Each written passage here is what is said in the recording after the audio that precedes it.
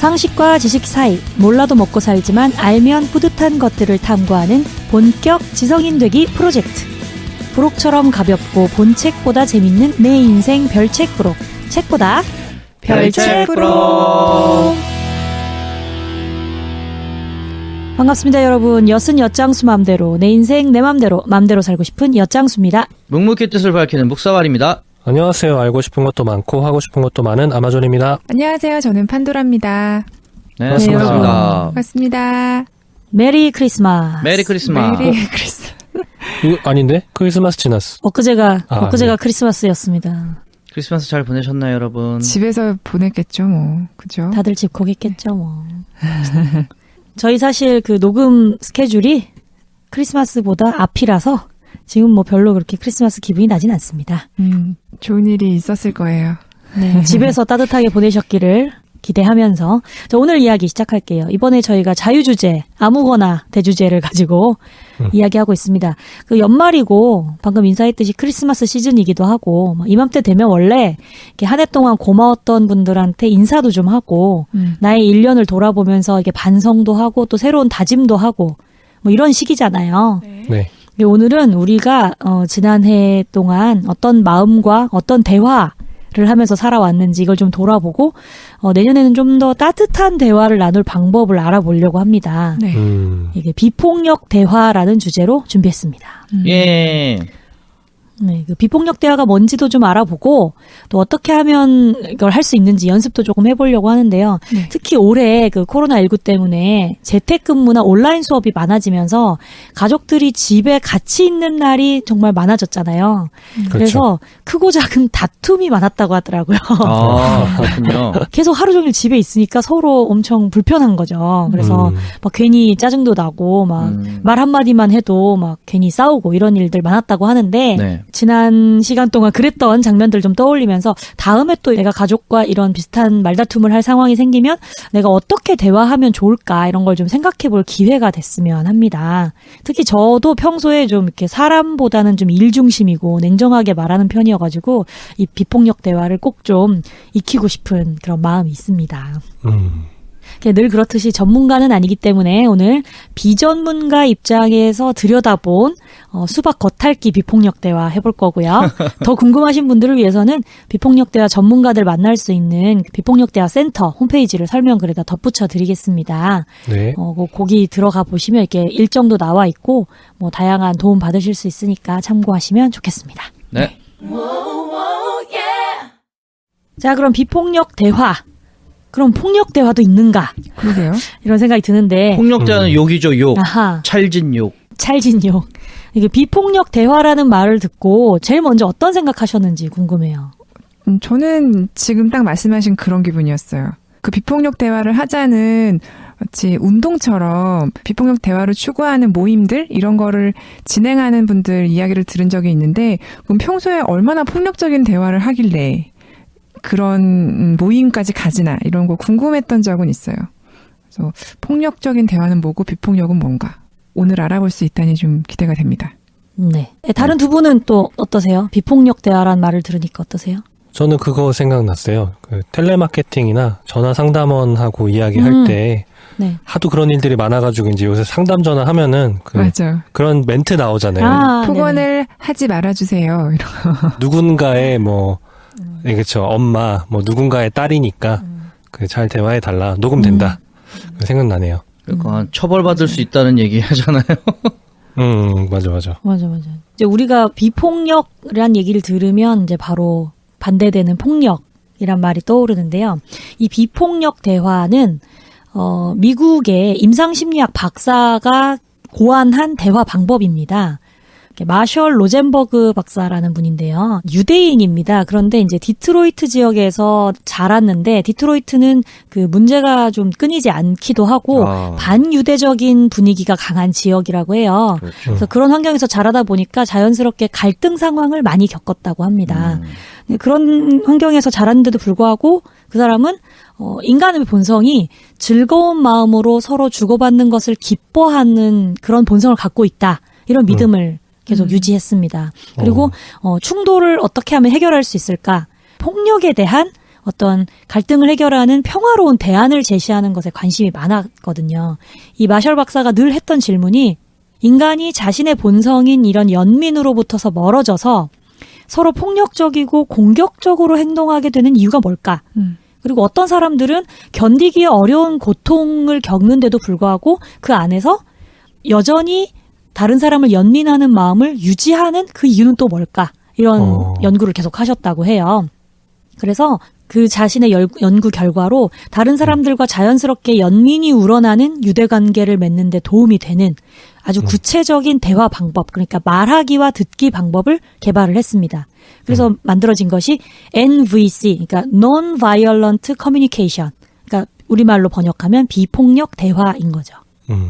그래서 이 NVC라고 앞으로 이제 비폭력 대화 또는 NVC라고 얘기하겠는데요. 이 NVC는 요렇게 말하기도 합니다. 연민의 대화. 연민 대화? 네네. Compassionate Communication. 이렇게 얘기하기도 합니다. 아까 이제 다른 분들께서 말씀해 주셨는데 왜 비폭력이냐? 우리 안에 그만큼 이제 폭력적인 어떤 대화가 많이 있다는 뜻이 아닌가라는 얘기인데요. 우리가 전혀 폭력적이지 않다고 생각하면서 말할 때도 종종 이제 본의 아니게 자기 자신이나 다른 사람에게 상처를 입히거나 마음을 아프게 하는 경우가 많잖아요. 또 반대로 상대방이 별 뜻 없이 하는 말에 상처를 받기도 합니다. 특히 우리는 외부의 비판이나 평가를 들었을 때 이렇게 습관적으로 변명하면서 이렇게 물러나거나 아니면 반격하는 행동 양식에 익숙해져 있을 수 있는 거죠. 그래서 저항하거나 방어하는 혹은 뭐 공격하거나 폭력적으로 반응하는 이런 습관적인 태도들이 있을 수 있습니다. 요런 태도들을 조금 변화시킬 수 있는 방법이 NVC, 이 비폭력 대화인데요. 이 비폭력 대화를 익히면 습관적으로 즉각적인 반응을 보이는 대신에 내가 뭘 관찰하고 느끼고 원하는가 좀 의식적으로 행동하게 만들어줍니다. 그렇게 행동하게 되면 자기 자신을 좀 더 명확하고 정직하게 표현할 수 있게 되는 거죠. 그뿐만 아니라 이제 다른 사람의 이야기 역시 좀 경청을 하면서 정중하고 솔직한 관심을 보일 수 있게 된다고 합니다. 여기서 말한 이 비폭력은요, 그냥 뭐 때리지 않아요 뭐 이런 뜻이라기보다 간디가 사용했던 것과 비슷한 의미의 비폭력입니다. 인간의 자연스러운 본성이 연민이라고 보는 거예요. 사람은 다른 사람에게 자연스럽게 끌리게 되어 있고 그리고 연민을 가질 수 있게 다른 사람에게 관심이 있는 것이 본성이다 이렇게 생각하는 거죠. 그래서 비폭력 대화를 함으로써 우리 마음 안에 폭력성이 가라앉아서 본성으로 돌아간 상태를 비폭력이라고 의미하는 거예요. 그냥 단순히 폭력이 없다가 아니라 원래 우리는 폭력적이지 않은 평화롭고 본성이 연민에 가득 차 있는 사람들이기 때문에 그 상태로 돌아간 것이 비폭력이라 이거죠. 성선설에 기반하네요. 네, 그렇죠. 또 이제 에피소드 한번 또 광고하셔야죠. 몇 화인지 기억이 안 나요. 6화. 여러분 제가 한 성선설, 성악설에 이 기반을 둔 겁니다. 이 얘기는. 그러니까 6화를 먼저 듣고 오셔야 돼요. 이해가 안 될 수도 있어요. 오늘 또. 6화 때 묵사발님 뭐라고 하셨는지 기억나요? 성악설이라고 하셨던 것 같은데. 다시 들어보고 오세요. 지금 이거 폭력 언어죠. 이거 폭력적이었어 방금. 나 상처받았어. 왜냐면 제가 지금 1주년 특집 생각하면서 정주행을 하고 있습니다. 진짜요? 다시 처음부터. 아유, 무서운 사람이야. 무섭다. 되게 오글오글 부끄럽겠네요. 저의 과거는 잊어주세요. 이렇게 이제 NVC 비폭력 대화는 우리가 우리 자신을 표현하고 또 다른 사람의 말을 듣는 방법을 재구성하도록 이끌어주는 방법입니다. 그 형식은 상당히 간단해요. 이따 제가 알려드리겠지만, 근데 이 간단한 방법이 아주 효과적인 변화를 불러일으킬 수 있다고 합니다. 그리고 실제로 비폭력 대화를 체험하고 연습해본 분들이 자신의 어떤 공동체나 자기 주변에서 그걸 변화를 많이 경험한다고 얘기를 하시고요. 이 비폭력 대화를 꾸준히 연습하고 익히게 되면 우리가 갖고 있는 기본적인 연민의 깊이를 인식하게 된다고 해요. 그래서 다른 사람의 대화를 경청하는 것뿐 아니라 나 자신의 내적인 대화도 경청할 수 있게 됨으로써 자기 자신을 존중하고 또 남들을 배려하고 공감하는 마음을 기르게 된대요. 그러면 아무래도 서로 좀 마음을 주고받는 이런 태도들이 자연스럽게 생긴다는 거죠. 정리하자면 우리는 처음부터 연민이라는 어떤 본성을 가지고 태어났고 그게 우러나올 수 있는 방식으로 다른 사람들과 유대 관계를 맺을 수 있는 말하기와 듣기 방법이 비폭력 대화이다라는 거고요. 네. 이 비폭력 대화가 그 말하기 듣기 방식이기 때문에 뭐 실질적인 어떤 대화에서 좀 도움이 된다는 것도 있겠지만 더 중요한 건 우리 자신을 그러니까 스스로를 깊이 이해하는데 도움이 되는 구체적인 방법이라는 거죠. 그래서 이 견디기 어려운 힘든 고통을 겪는 그런 상황들이 있을 수 있잖아요. 그런 상황에서도 우리가 인간성을 유지할 수 있는 능력을 키워주는 대화 방법이라고 말을 하더라고요. 만약에 전 인류가 다 이런 방법을 숙지하고 있고 아주 극단적인 상황에서 인간성을 유지할 수만 있다면 우리가 살아가는 이 사회가 아주 안전하고 믿을 수 있는 사회가 될 것 같지 않습니까? 그러네요. 아주 그러네요. 이상적인. 네. 실제로 비폭력 대화를 현재 이제 개인의 차원에서 혹은 뭐 연인들, 뭐 가족들, 부부 사이 뭐 이런 사람들이 익혀서 효과를 크게 체험하기도 하지만 치료와 상담 기법으로도 많이 활용하고요. 그리고 또 기업이나 학교나 이런 단체 안에서 겪는 갈등을 해결하는 방식으로도 많이 활용되고요. 지역 사회가 서로 다른 가치관을 갖고 있거나 서로 다른 이익 관계를 갖고 있는 단체들끼리의 갈등이 있을 수 있잖아요. 혹은 국가 간 갈등 이런 데서도 네. 유용하게 사용되고 있다고 하더라고요. 이 마셜 박사가 실제로 국가 간 외교나 이런 걸 담당하는 사람들에게 MVC를 그 강의를 하고 해서 그 사람들이 양쪽 다 만족스러운 결과로 어떤 협상을 이끌어냈다 이런 경험들을 많이 했다고 하더라고요. 뭐 예를 들면은 보스니아 헤르체고비나라던가 네. 이스라엘과 팔레스타인 이런 분쟁 지역의 지도자들 혹은 그 주민들에게 MVC 교육이 보급되면서 분쟁 지역인데도 그 지역 주민들의 긴장이 좀 누그러지면서 활기와 자신감을 찾았다는 그 경험담을 많이 이야기하더라고요. 그러니까 생각보다 대단한 대화 방법이었어요. 그걸 오늘 이제 우리가 한번 익혀보자 이거죠. 와. 우리도 과연 세계 평화에 이바지할 수 있을 것인가?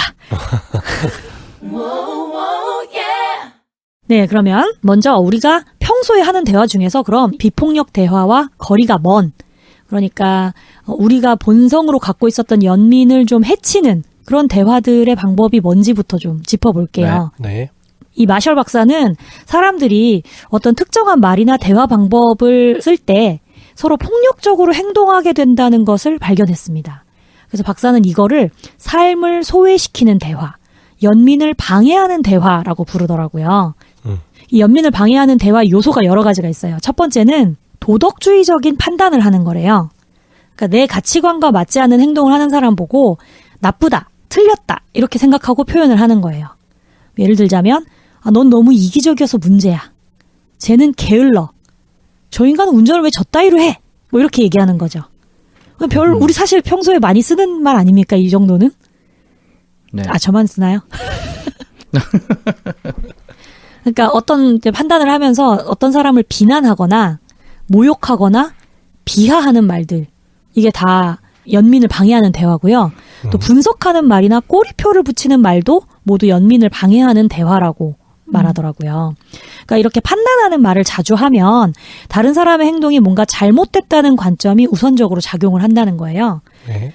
나나 혹은 상대방이 뭘 원하는데 그게 충족되지 않았구나를 관심을 가지기보다 그 사람이 한 행동에만 관심을 집중해서 그 사람이 한 행동이 잘못됐다. 누가 더 잘못했다. 막 이렇게 분석하고 비난하는 데 힘을 더 많이 쏟는다는 거예요. 그러면 내가 어떤 판단을 잘못할 수도 있잖아요. 네. 내가 그냥 잘못 생각했었네로 끝나는 게 아니라 나 자신에게도 평가를 하고 나를 탓하게 된다는 거죠. 그런 것이 나에게도 부정적으로 작용한다는 거예요. 근데 이 도덕주의적 판단이라는 것을 가치 판단하고 혼동하지 말라고 하더라고요. 가치 판단이라는 건 우리가 살아가면서 우리의 욕구를 충족하는데 가장 바람직한 방법이라고 믿는 어떤 방향을 보여주는 것들이에요. 예를 들면 뭐 정직, 자유, 평화 이런 가치는 소중하게 생각하고 또 중요하다고 우리가 이거는 내가 살아가는 데 있어서 우리 사회에 꼭 필요한 것이다라고 여기는 것들이잖아요. 근데 이런 가치 판단과 좀 다른 배치되는 행동을 할 때 우리가 도덕주의적인 판단을 한다는 거예요. 내가 평화를 너무 중요하게 여겨. 난 평화롭게 살고 싶어. 그렇기 때문에 폭력은 나쁘다고 생각을 하는 거예요. 그런데 이런 도덕주의적 판단을 다른 사람에게 너는 폭력적이기 때문에 나빠. 너는 누굴 때려서 나쁜 사람이야. 라고 얘기를 하기보다는 다른, 그러니까 뭔가 좀 더 우리 욕구에 충실한 가치 판단을 담은 표현으로 바꿀 수 있다고 말하더라고요. 마셜 박사가. 네. 뭐냐면 폭력은 나쁘다라고 얘기하기보다 나는 폭력으로 갈등을 해결하는 게 두렵다. 왜냐하면 나는 다른 방식으로 갈등을 해결하는 걸 더 중요하게 여기기 때문이다.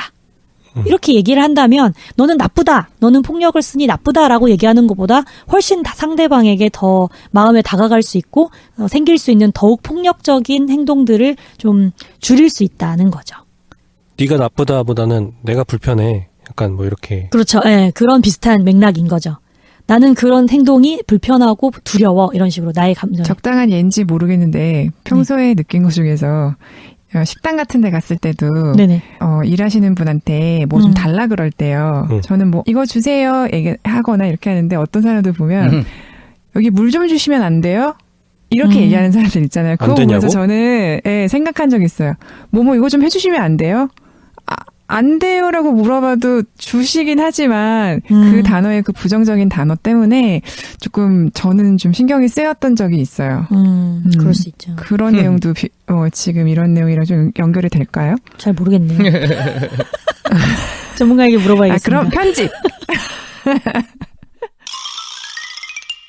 네, 그다음에 또 두 번째로 비교하는 것도 판단의 한 형태라고 말하더라고요. 네. 그러니까 굳이 예를 막 여러 가지 안 들더라도 우리가 다른 사람이랑 나를 비교하는 게 얼마나 우리를 좀 작게 만들고 보잘것없어 보이게 만드는지 다들 잘 아시잖아요. 애들 키울 때도 절대 비교하지 마라 이런 얘기 하는 게 그 사람 하나의 본질적인 가치를 봐야지 막 누구랑 비교하면 비교할수록 점점 더 자신감이 없어지고 뭐 이런 얘기들을 하잖아요. 근데 우리 사회는 끊임없이 서로를 비교하도록 부추기고 있단 말이에요. 뭐 성적으로 비교하고 외모로 비교하고 능력으로 비교하고 재산으로 비교하고 그리고 남과 비교했을 때 좀 더 나은 뭔가 성취를 해야 될 것처럼 압박하고 이런 비교를 끊임없이 하다 보니까 사람들이 내가 갖고 있는 어떤 가치에 대해서 남에 비해 보잘것없다고 생각하면서 자기 자신에게 느낄 수 있는 연민의 가능성을 자꾸 막아버린다는 거죠. 그리고 다른 사람에게도 더 높게 평가할 수 있는데도 혹은 더욱 연민으로 다가설 수 있는데 어떤 수치로 비교한 것으로 이렇게 얘기하면서 상대방에게도 연민으로 다가서지 않게 만들 수 있다. 이런 얘기를 하더라고요. 그러니까 결국은 판단하면서 말하는 것이 상당히 연민을 방해하는 대화가 된다는 얘기겠죠. 그다음에 세 번째로는 책임을 부정하는 말이 우리의 연민을 방해한대요. 그러니까 책임을 부정한다는 게 무슨 뜻인가 처음에 저는 좀 의아했는데 뭐뭐 해야만 한다. 뭐뭐 하게 만든다. 뭐 이런 말을 쓰는 것이 우리 스스로가 자신의 생각이나 느낌, 행동에 책임이 없다고 자꾸 생각하게 만든다는 거예요. 여러분 그 2차 대전 에피소드에서 아돌프 아이히만 기억나시나요? 네. 네. 그 나치 장교 전범이었잖아요. 네. 한나 아렌트 박사가 아이히만의 전범 재판을 기록했던 예루살렘의 아이히만이라는 책에서 이런 독일 장교들이 이런 책임을 부정하는 언어를 사용한 그 예를 많이 보여주고 있대요. 그러니까 이런 거죠. 왜 유대인을 학살했는가 했더니 나는 그렇게 할 수밖에 없었다. 상관의 명령이었다. 그 당시엔 법이 그랬다. 그 당시에 난 독일인이기 때문에 어쩔 수 없었다. 나는 군인이었기 때문에 어쩔 수 없었다. 뭐 이런 대답들을 많이 했다는 거예요. 네. 그럼 이렇게 얘기하면 자신의 느낌이나 행동에 어떤 외부적인 요인만 있고 나는 책임이 없다 이거잖아요.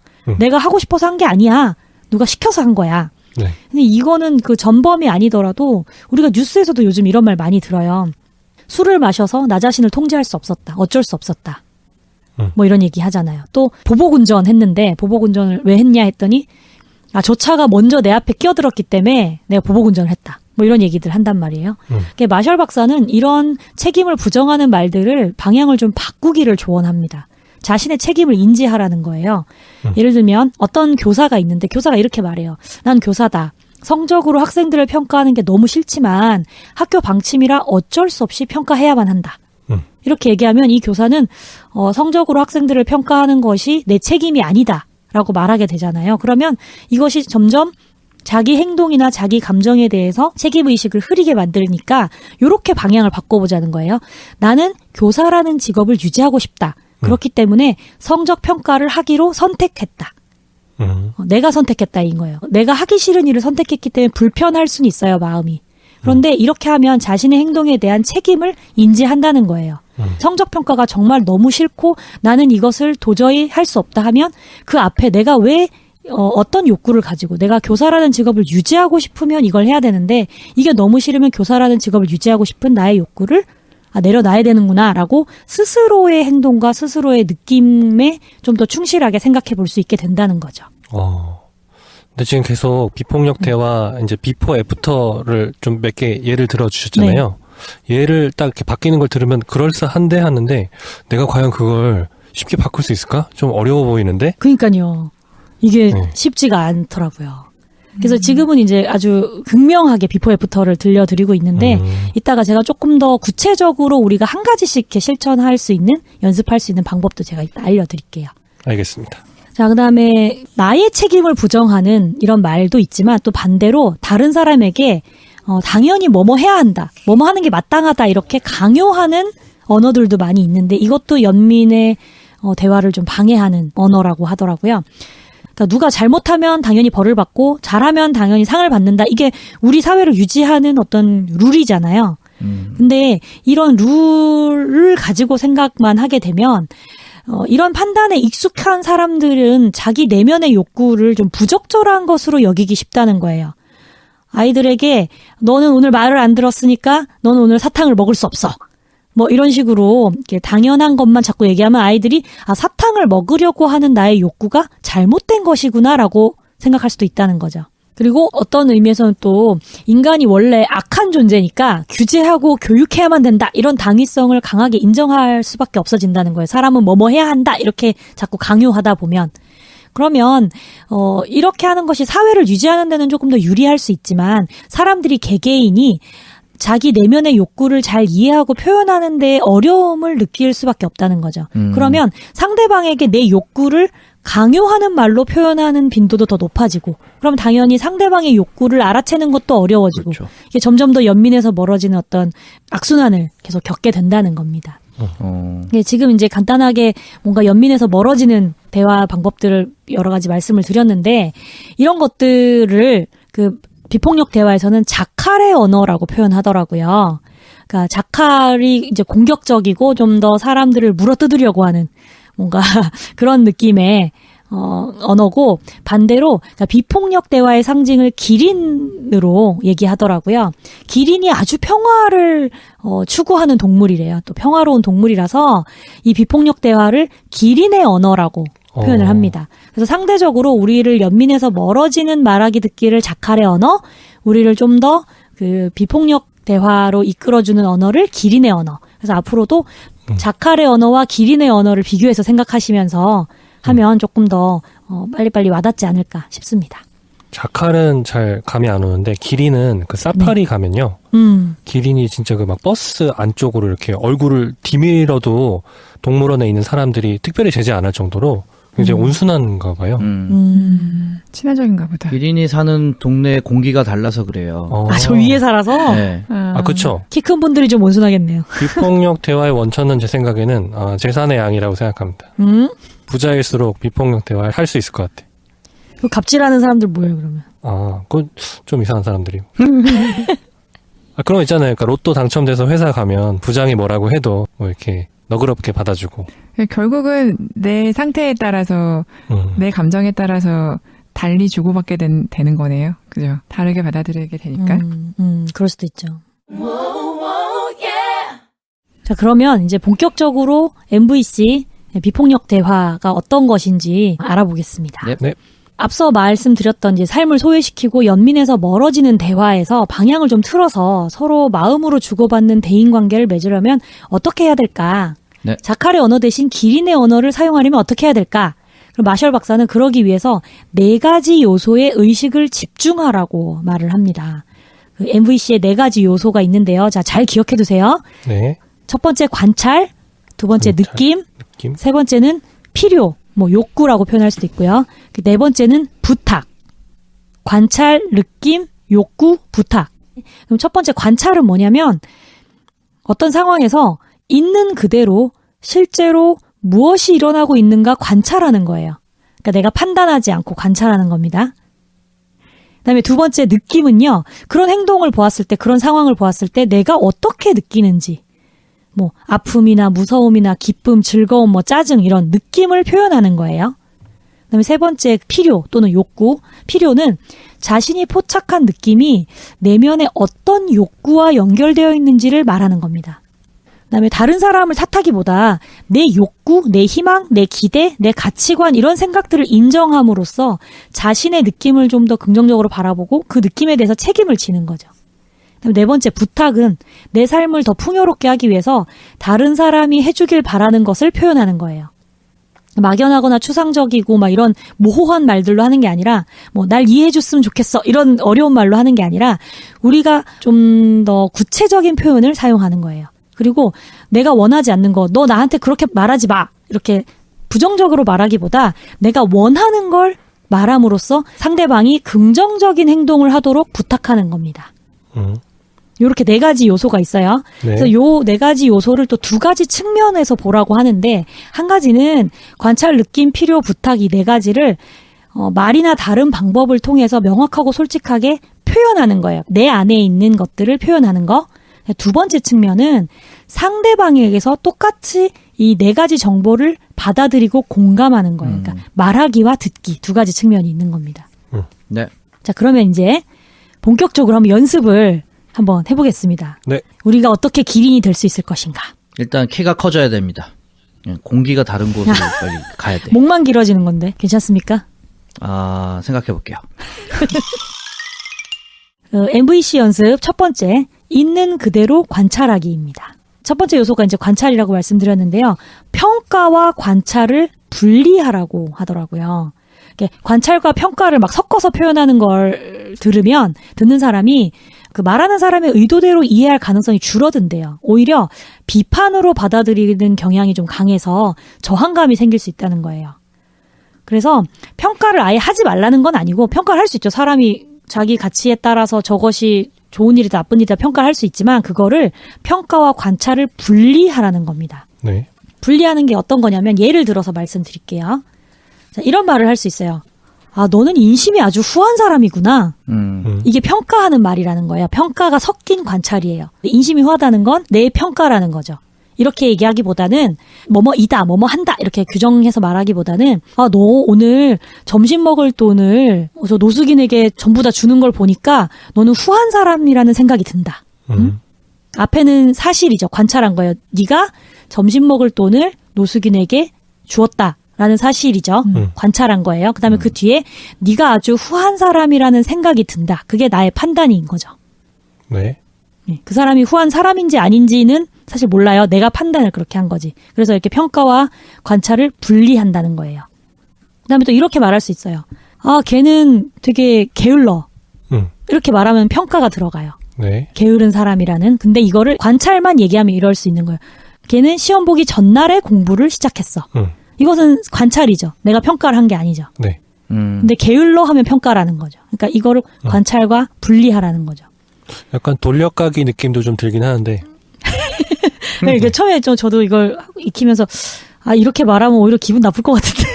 뭐 이런 생각이 약간 평가는 들긴 안 하지 들어요. 않나요? 주로 근데 누구랑 얘기할 때 그래 너는 직전에 시작하더라 이렇게는 얘기해도 좀 게으른 것 같아 이렇게까지 얘기는 안 하지 않아요? 뭐 친구들끼리는 좀 이렇게 좀 조심히 하느라 얘기 안 할 수 있지만 부모님들은 많이 하시죠. 너 이렇게 게을러? 지금 다음 주가 시험인데 아직도 왜 시작을 안 했어? 이렇게 얘기하는 경우들은 있는 것 같아요. 그렇구나.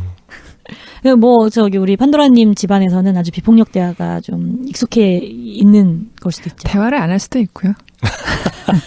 예, 이런 평가도 예, 함부로 할 수는 없을 것 같아요. 예, 그러니까요. 이게 함부로라는 표현 적절하지 않았고 그거는 그 어떤 상황들이 다 달라서 그 평가가 될 만한 부분들은 워낙에 조심하게 되는 것 같아요. 예. 그러니까 조심하는 것 자체가 비폭력 대화의 방향과 비슷한 방향이긴 또 하니까. 어떤 면으로 저희 집은 되게 조용한 편인데 말씀을 엄마가 워낙에 안 하셔서 폭력적이게 느낀 적이 있어요. 야.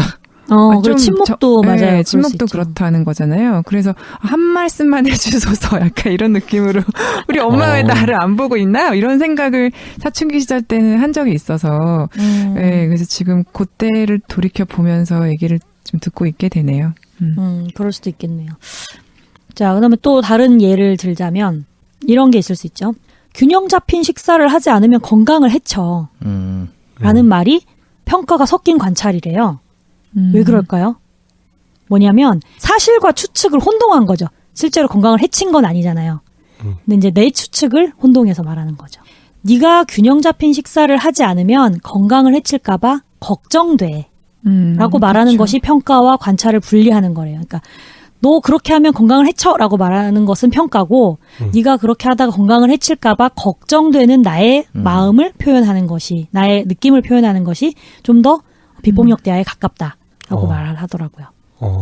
지금 계속 들어주시는 예시 앞에 게 저 정도 말하면 되지 않나? 라고 지금 생각하고 있는데 다 아니었어. 네, 이게 어려워요.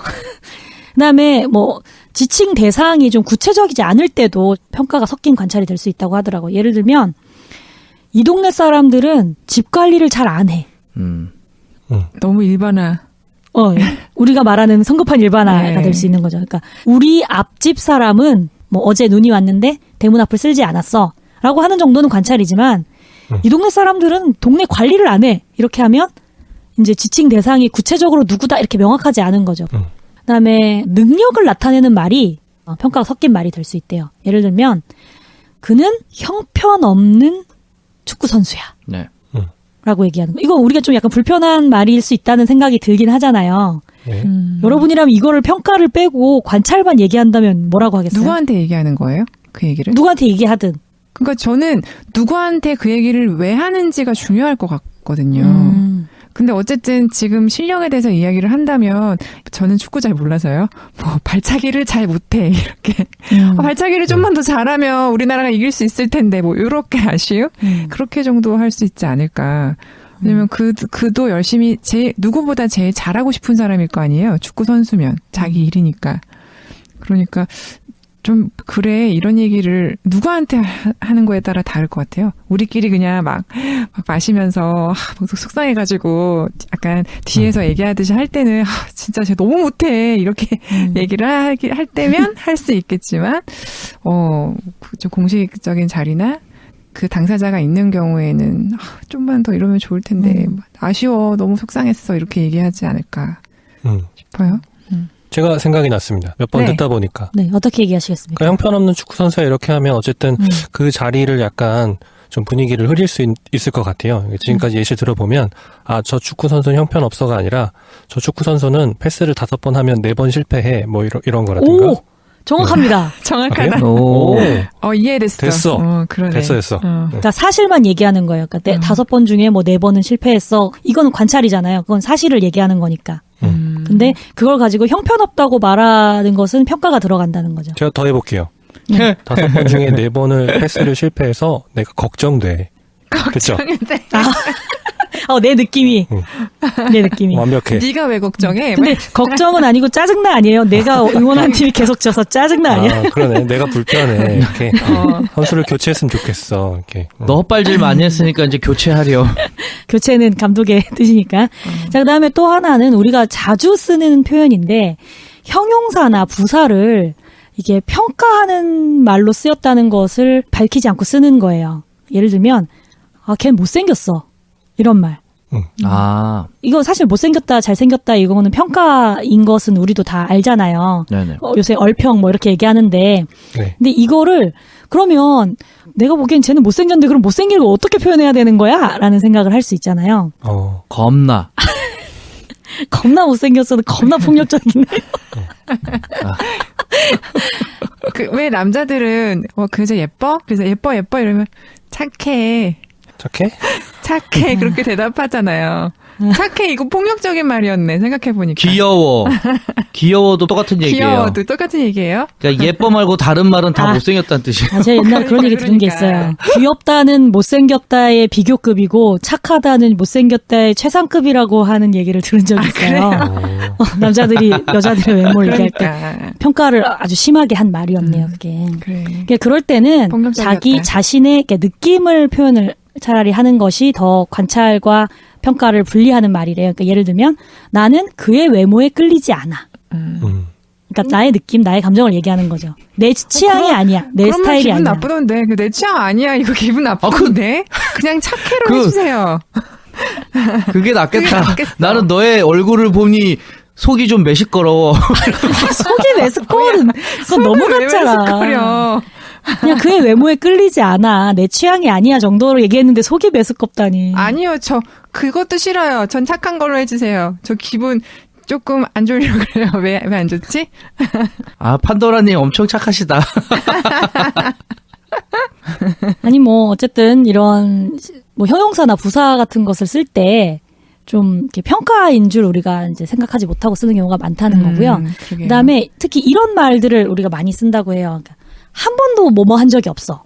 뭐 절대 뭐뭐 하지 않아. 뭐 이런 말 있잖아요. 네. 그러니까 그 사람이 정말 한 번도 한 적이 없을 리는 없는데 우리가 그래요? 이런 말들을 쓰면 평가를 섞은 말이 된다는 거죠. 저 그런 것 중에 뭐 하나 생각하는 거 있어요. 네. 저는 절대 뭐 한 번도 아니면 뭐 과장된 표현으로 미치겠고 뭐 좋아 죽겠고 이런 거 있잖아요. 네. 그런 네. 말을 저희 부모님 못 쓰게 했었는데 어. 그래서 저는 그거는 좀 배어 있는데 한 번씩 그런 것 때문인지 좀 누가 얘기했을 때 불편하게 느끼는 게 뭐냐면 나 원래 이런 거 안 좋아해. 나는 원래 이런 거 있잖아요. 나는 원래라고 얘기하면서 자기를 드러낼 때 그거 좀 폭력적이게 들려요. 나는 원래라는 말을 저한테 하면 넘어오지 말라는 굉장한 커다란 방어로 느껴지면서 좀 공격적이고 그 방어가 좀 폭력적이게 느껴질 때가 있어요. 나는 원래 나는 원래 그런 표현. 그것도 뭐 언제나 한 번도 이런 거랑 좀 비슷한 맥락이 느껴지네요. 네, 비슷한 느낌이네요. 뭐 이런 말 할 수 있는 거죠. 아, 넌 맨날 바빠. 근데 맨날 바쁘다는 표현이 상당히 이제 평가가 섞인 표현이라는 거죠. 그런 말 많이 들어요. 예를 들면 이제 이걸 좀 바꾼 다음에 이렇게 말할 수 있겠죠. 너는 내가 지난주에 3번 전화했는데 3번도 안 받았어. 정확하게 말하니까 무섭다. 무섭다, 그건 좀. 그러니까 이게 관찰만 얘기한다면 그렇게 된다는 거죠. 근데 이거를 뭐 그렇다고 대화를 하면서 야, 넌 내가 5번 전화했는데 4번은 약속을 못 잡더라? 이렇게 얘기하면 되게 서운할 수도 있으니까. 그래서 이런 것들을 표현할 때 또 어떻게 해야 되는지 좀 고민해야 되는 부분들이 좀 있기는 해요. 아무튼 그래서 다른 사람들에 대해서 표현할 때 혹은 자기 자신에 대해서 표현할 때 관찰을 중심으로 얘기하면 적어도 상대방을 비난하거나 비판하려고 하는 의도로 오해받을 소지가 좀 줄어든다라는 얘기를 하고 있더라고요. 자, 그러면 이제 우리가 이 관찰과 평가를 분리하는 연습을 한번 해보겠습니다. 우리가 평가와 관찰을 표현하는 말에 대해서 우리가 견해가 좀 일치하는지 알아볼 거예요. 몇 가지 문장을 이제 만나볼 건데요. 이게 평가가 들어가 있는지 아니면 평가가 섞이지 않은 관찰인지 이야기를 해봅시다. 그래서 편의상 평가가 들어가 있으면 평가, 그다음에 평가가 없이 관찰만 있다고 하면 관찰이라고 말씀을 해주시면 되겠습니다. 제가 첫 번째 문장을 해볼게요. 네. 상우는 어제 이유 없이 내게 화를 냈다. 이건 평가일까요? 관찰일까요? 평가. 평가. 네, 왜 평가일까요? 어디가 문제가 되는 걸까요? 이유 없이. 오, 그렇습니다. 어? 네, 추측한 거잖아요. 두 사람이 얘기해서. 그러니까 이유 없이가 평가의 말이고 화를 냈다고 하는 것도 어쩌면 추측이 될 수도 있다는 거죠. 왜요? 그 사람이 화를 낸 게 아니라 어쩌면 두려워하고 있었던 걸 수도 있고 슬퍼하고 있었던 걸 수도 있고 말투가 그럴 수도 있고. 뭐 다른 느낌, 말투가 그럴 수도 있고 다른 느낌이었을 수도 있잖아요. 이게 좀 더 평가를 뺀 관찰이 되려면 요렇게 표현하면 좀 더 관찰에 가깝대요. 상우가 나에게 화났다고 말했다. 내지는 상우가 주먹으로 탁자를 쾅 쳤다. 이거는 관찰인데 상우가 화를 냈다라고 하면 저게 화를 낸 건지 슬퍼서 뭔가 격한 감정을 표현한 건지 추측했다는 거죠. 그러면 이렇게는 말할 수 있어요? 어제 이유는 모르겠지만 상우가 화를 냈다. 그러니까 화를 냈다는 것이 이제 추측이라는 거죠. 그래요? 화로 표현될 수 있잖아요. 상우가 나한테 나 화났어라고 말을 했다. 그러면 상대방이 나 그랬어라는 말을 하지 않으면 그렇게 볼 수도 없는 걸까요? 볼 수 없다기보다 그러니까 상우의 감정이 정확하게 본인이 나는 화났어라고 표현하지 않았다면 우리는 그 감정이 화인지 슬픔인지 상실감인지 이런 거를 사실은 알 수 없다는 거죠. 그러니까 슬프고 분노하고 뭐 기분이 안 좋고 뭐 이런 일들이 있을 때 저희가 화로 표현을 하는 거 아닐까라는 생각이 들어서요. 이거 뭐 표현의 차이일 수도 있겠지만 그렇겠네요. 그러니까 화가 난 것은 뭔가 분노라고 얘기를 한다면 어떤 사람이 소리를 막 질러요. 막 와 이렇게 소리를 지른다고 합시다. 그럼 그게 화가 나서 소리를 지른 걸 수도 있고 아니면 너무 슬퍼서 슬퍼서? 막 이게 뭐 사랑하는 사람이 죽었는데 그 상실감 때문에 막 소리를 지를 수도 있잖아. 영화 같은 데 보면 그런 장면들 나오잖아요.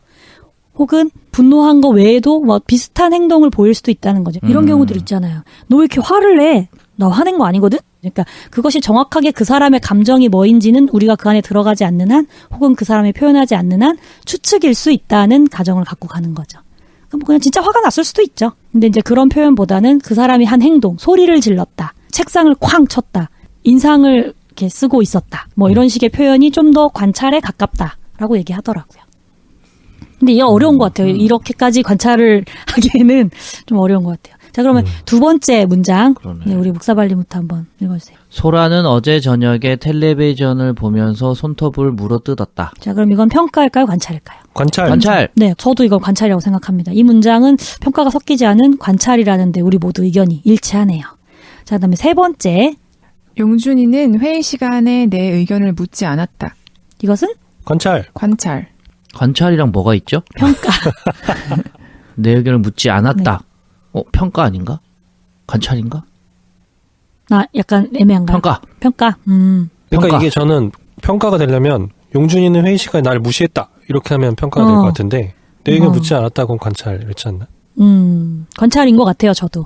관찰 쪽에 가깝지 않나 싶고요. 마셜 박사는 요것이 관찰이라고 보더라고요. 그러니까 내 의견을 묻지 않았을 뿐이지 그 이외의 것을 내가 추측하지 않았기 때문이죠. 마샬 박사랑 나랑 의견이 좀 안 맞네. 그러신가 보네요.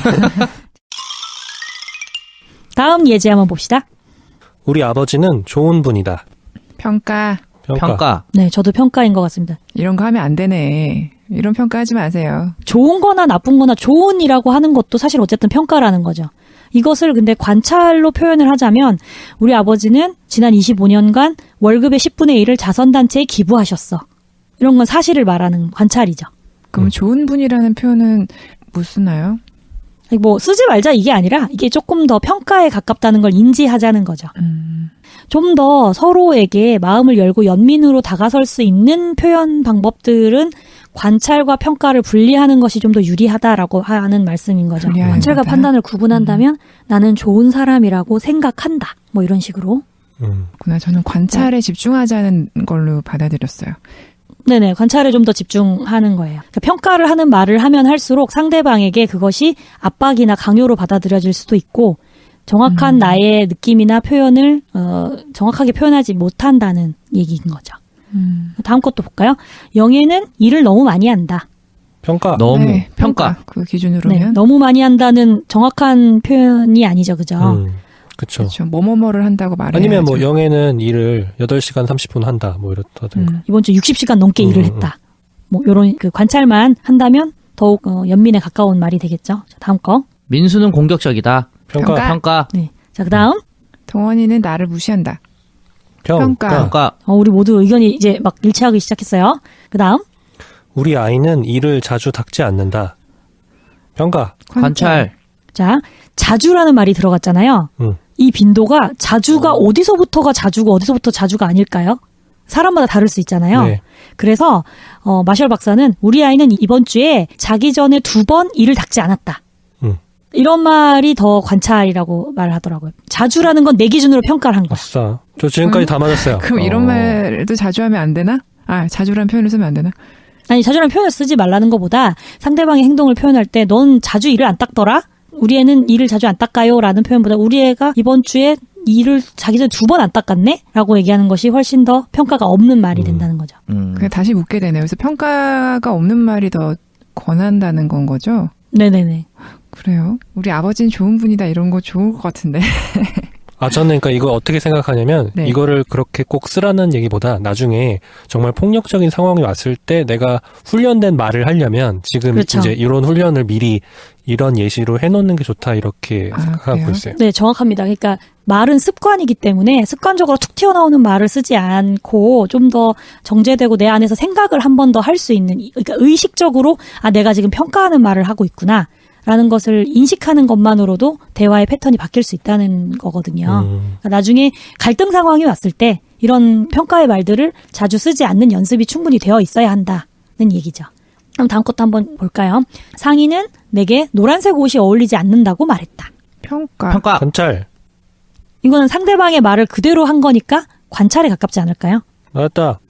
노란색 옷이 어울리지 않는다고 하는 건 상의가 판단한 거고, 그 사람이 한 거니까. 그렇죠. 나는 이제 관찰만 내가 그걸 얘기한 말한 거죠. 거니까. 그렇죠, 네. 그렇죠. 그렇죠. 그냥 인용한 거니까.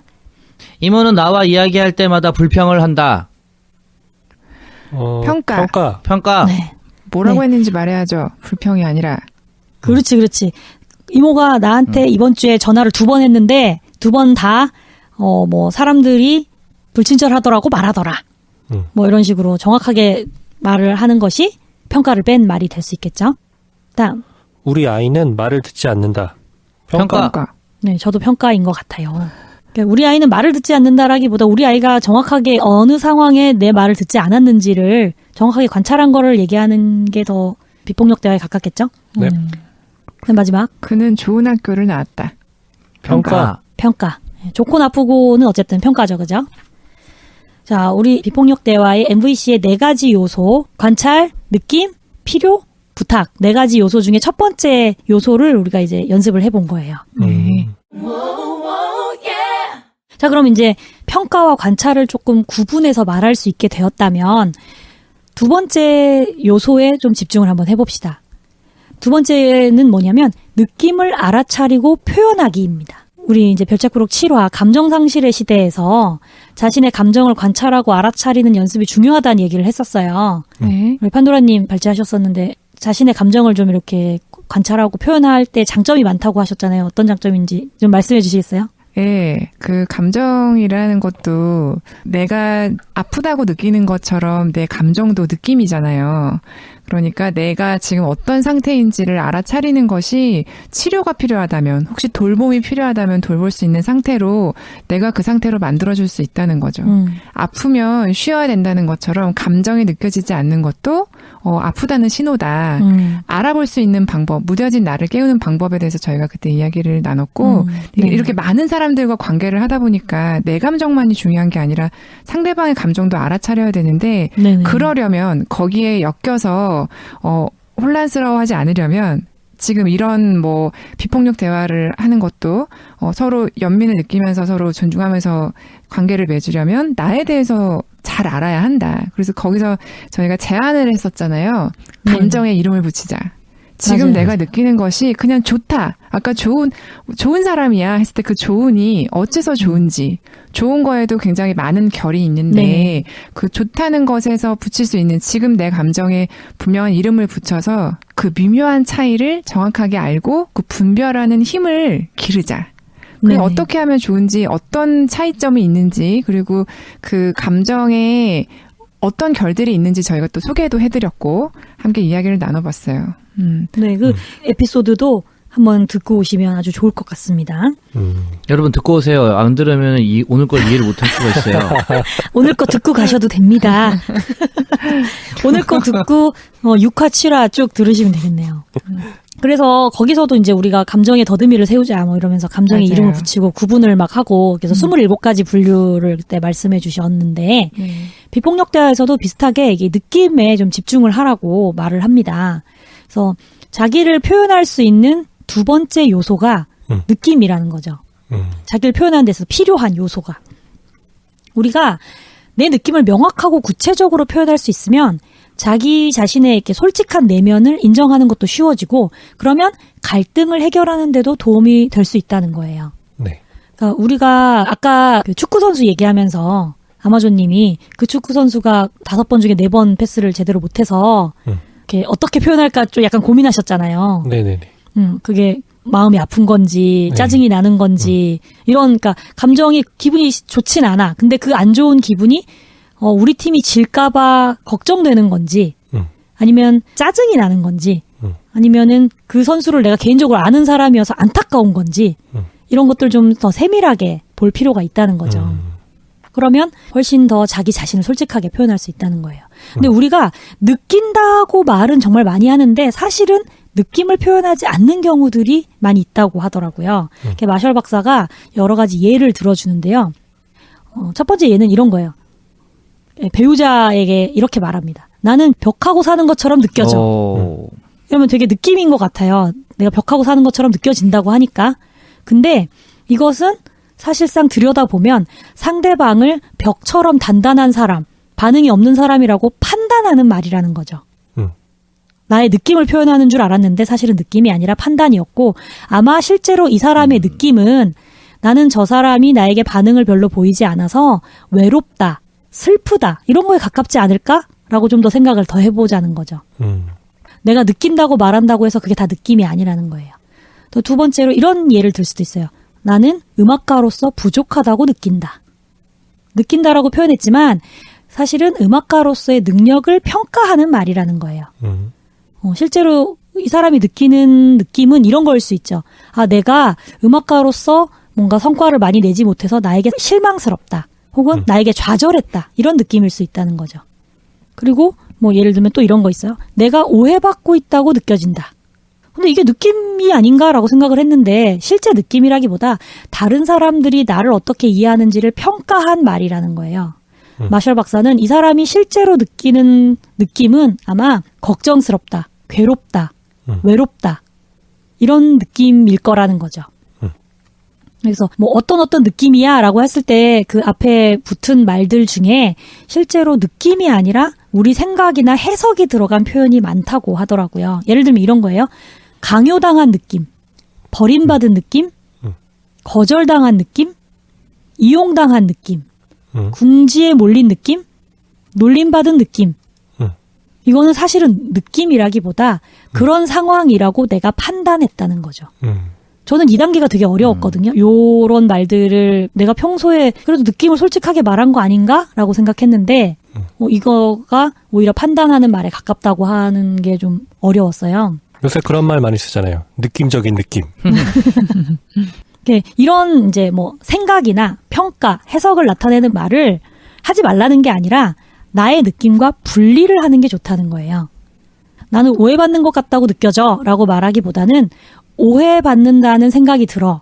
그래서 슬퍼. 라고 내 느낌과 그 앞의 상황에 대한 판단을 분리하라는 거죠. 네, 그리고 이 느낌을 알아차리기 위해서 그래서 느낌을 표현하는 어휘를 좀 늘릴 필요가 있다. 어휘를 좀 다양하게 사용할 필요가 있다는 얘기를 하더라고요. 그러니까 모호하고 추상적인 말보다는 좀 더 구체적인 느낌을 나타내는 낱말을 사용하는 게 도움이 된다고 하는데 우리가 흔히 말하는 기분이 좋아, 기분이 나빠, 뭐 좋아 나쁘다 보다는 기분이 좋은 것도 기뻐서 좋은 것도 있고 설레서 좋은 것도 있고 이렇잖아요. 그러니까 네. 그 기분의 그 느낌을 좀 더 세분화시켜서 싫은 느낌도 불안해서 싫은 걸 수도 있고 실망해서 싫은 걸 수도 있고 무서워서 싫은 걸 수도 있고 여러 가지가 있을 수 있다는 거죠. 그러니까 뭉뚱그려서 얘기하는 것보다는 조금 더 구체적으로 표현하는 연습을 해야 될 필요가 있다는 거예요. 그래서 마셜 박사가 제시하는 욕구가 충족됐을 때 느낌을 나타내는 우리가 흔히 좋다고 표현하는 그런 느낌을 나타내는 말들은 이런 게 있어요. 뭐 감격한, 용기를 얻은, 유쾌한, 고마운, 만족스러운, 명랑한, 즐거운, 짜릿한, 생기가 나는, 평화로운, 흡족한, 흥미가 생기는, 영광스러운. 기분 좋아! 해서 끝나지 말고 이렇게 좀 더 그 기분 좋은 게 어떤 기분인지 어떤 느낌인지를 좀 더 세밀하게 들여다보면 이런 표현들을 쓸 수 있다고 얘기하고요. 그다음에 이제 반대로 욕구가 충족되지 않았을 때의 느낌을 나타내는 말도 이제 좀 더 세분화시킬 수 있다는 거죠. 기분 나빠라기보다는 갑갑하다. 뭐 마음이 내키지 않는다. 걱정된다. 겁이 난다. 조심스럽다. 맥이 풀린다. 뒤숭숭하다. 민망하다. 애도한다. 억울하다. 불편하다. 피곤하다. 풀이 죽었다. 심란하다. 이런 식으로 좀 다양한 표현들과 어휘들을 사용하면 좀 더 내 느낌을 구체적으로 표현하는 데 도움이 된다고 합니다. 사실 그 느낌을 구체적으로 표현할 기회가 많지 않은 것 같아요. 특히 요즘은 뭐 이런 거 있잖아요. 뭐 요즘 애들도 많이 쓰는지 모르겠는데 헐 뭐 이런 거. 헉스 뭐 이런 거. 그러니까 네. 그 감탄사 한마디로 모든 걸 다 표현하는 그런 좀 유행어들이 많이 있는 것 같아요. 그래서 좀 더 감탄사도 모든 대화에 놀랐을 때도 헐, 완전 좋을 때도 막 헐, 막 되게 실망했을 때도 헐, 뭐 이런 식으로 표현을 하게 되는 것 같아요. 그래서 이런 건 좀 내가 좀 생각을 해보고 좀 더 다양하게 어휘를 써야겠다 이런 생각이 들더라고요. 네. 그러면 우리가 느낌을 표현하는 말에 대해서 좀 견해가 일치한지 또 한번 알아보겠습니다. 네. 몇 가지 문장을 우리 함께 읽어볼 건데요. 이게 느낌을 표현한 문장인지 아닌지 한번 얘기해 볼게요. 그냥 편의상 OX로 해볼게요. 이거는 느낌을 잘 표현한 말이다 하면 O, 그 느낌이 아니라 뭐 평가나 아니면 다른 여러 가지 포함되었다 하면 X 이렇게 한번 해볼까요? 네. 네. 자, 그러면 제가 첫 번째 문장부터 해보겠습니다. 당신이 나를 사랑하지 않는 것처럼 느껴. 오. 오. 네, 마셜 박사는 이게 느낌이라기보다는 당신이 이런 사람일 거라는 말하는 사람의 생각을 나타낸다고 말하더라고요. 그러니까 당신이 나를 사랑하지 않는 것처럼 느껴가 당신이 나를 사랑하지 않는다고 내가 판단했다는 거죠. 그래서 이거를 만약에 느낌을 나타내는 표현으로 바꾸자면 당신이 나를 사랑하지 않는 것처럼 생각이 되어서 나는 슬퍼. 나는 외로워. 근데 사랑하지 않은 것처럼이라는 것도 그러면 좀 비폭력과는 좀 멀지 않아요? 평가가 들어간 거. 근데 평가랑 분리하는 거죠. 평가를 하지 말라는 게 아니라 그러니까 얘는 평가인 거라는 거구나. 그렇죠. 평가는 평가대로 분리하고 나는 네가 나를 사랑하지 않는다고 생각했어. 나의 생각을 분리한 다음에 그래서 나는 슬퍼 아니면 외로워가 나의 느낌이다. 근데 이것보다 그런 관찰이 좋다면 어떻게 말해야 되지? 그러면 당신이 이렇게 할 때 난 슬퍼 이렇게만 말해야 될까요? 이거를 만약에 평가를 오히려 이제 관찰로 바꾸고 싶다면 당신은 전화를 지난주 내내 한 번도 하지 않아서 나는 당신이 나를 사랑하지 않는다고 생각했어. 라고 할 수 있겠죠. 내 평가 앞에 사실을 넣는 거죠. 뭐 내지는 당신이 나에게 웃어주지 않아서 나는 슬퍼. 라던가. 이렇게 표현할 수도 있지 않을까 싶어요. 그러니까 이 표현이 왜 잘못됐지라기보다는 내가 상대방에게 당신 나를 사랑하지 않는 것 같아. 이렇게 얘기하면 상대방 입장에서 무슨 소리야? 난 널 사랑하는데 왜 내가 널 사랑하지 않는다고 그렇게 단정 짓는 거지? 라고 저항감이 들 수 있다는 거죠. 그래서 그렇게 표현하기보다 당신이 나에게 오늘 아침에는 사랑한다는 말을 해주지 않아서 내가 서운해. 그러니까 나에게 사랑한다고 말해줘. 라고 말하는 것이 상대방에게 오히려 긍정적인 행동을 이끌어내기 더 쉽다는 거죠. 그러니까 무조건 이렇게 말하지 마라 라기보다 이 말은 상대방에게 좀 저항감을 줄 수 있다. 거부감을 줄 수 있다. 이런 얘기죠. 다음 문장 볼까요? 네. 네가 떠난다니 슬프다. 오. 느낌. 슬프다는 나의 느낌을 얘기했으니까 이거는 느낌이 표현됐다는데 우리 모두 동의하네요. 자, 다음. 아빠가 그렇게 큰 소리로 말할 때는 무서워요. 오. 느낌. 오. 네, 저도 이거 느낌인 것 같아요.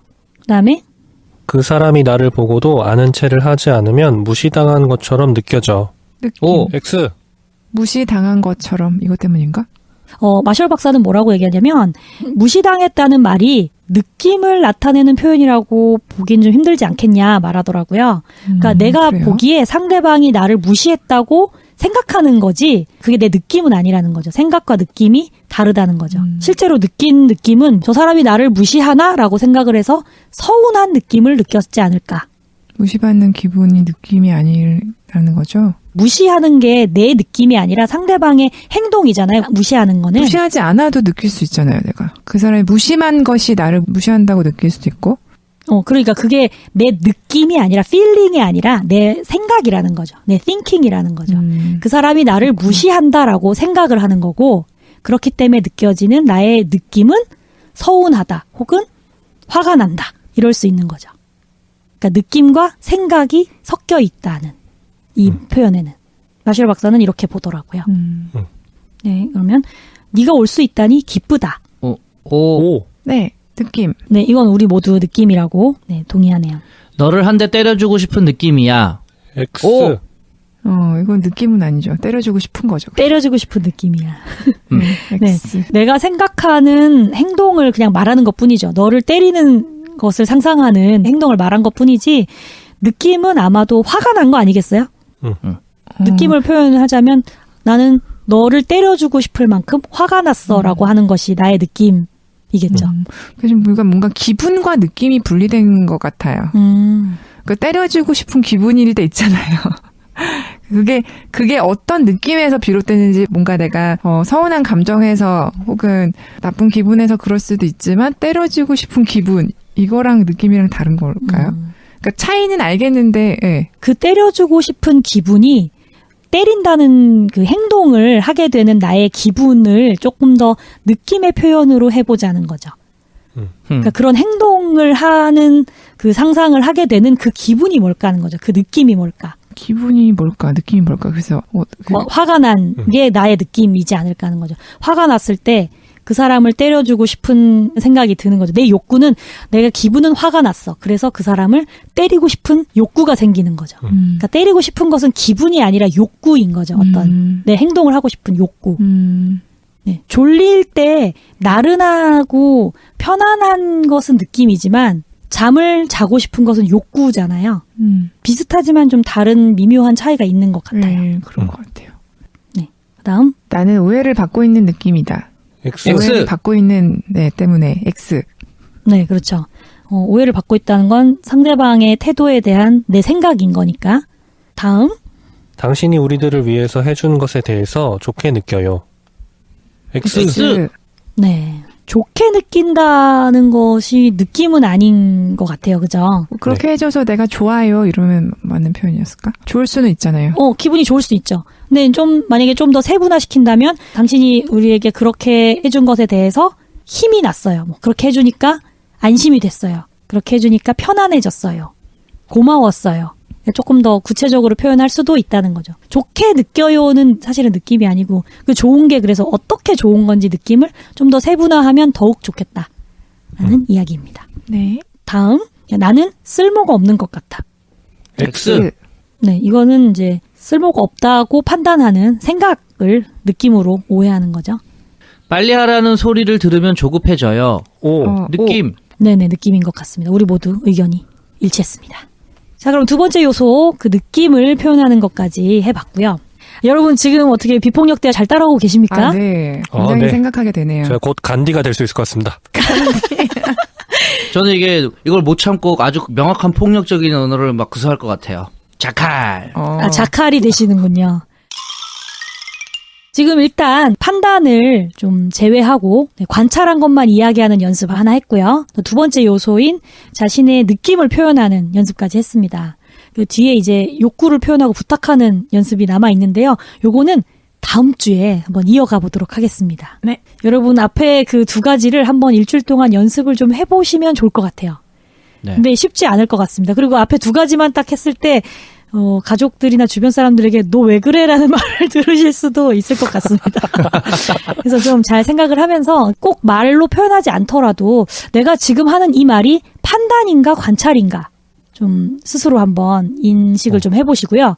그다음에 이것은 나의 느낌을 표현하는 것인가 아니면 느낌이 아닌데 느낌처럼 내가 오해하고 있었던 것인가 이런 걸 좀 생각하면서 말씀을 해보시면 일주일 동안 좀 연습하는 단계가 되지 않을까 싶습니다. 네. 그럼 여러분 다음 주 여러분이 기대하지 않으시더라도 다음 주에 또 하겠습니다. 그런 너무 폭력적이에요. 아주 폭력적이에요. 기대하지 않으시더라고 말고 기대해 주세요. 이거 어때요? 자칼이랑 뭐가 달라요? 저는 다음 주에 계속 하고 싶기 때문입니다. 아우, 자칼. 네. 아무튼 다음 주에 또 비폭력 대화 두 번째 시간 이어가 보도록 하겠습니다. 여러분 다음 주에 만나요. 다음 주에 만나요. 안녕히 계세요. 감사합니다.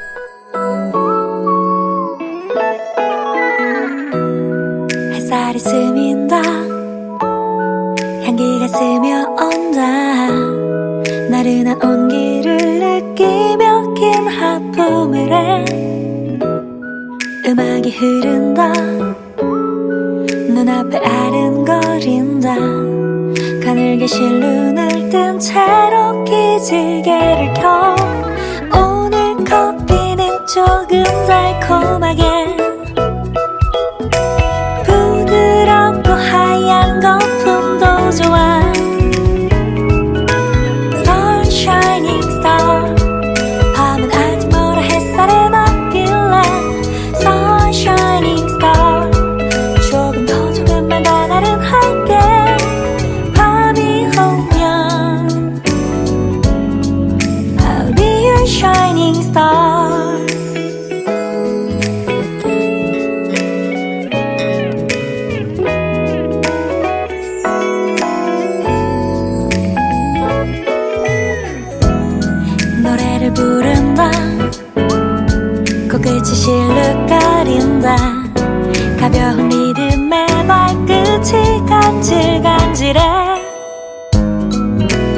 흐른다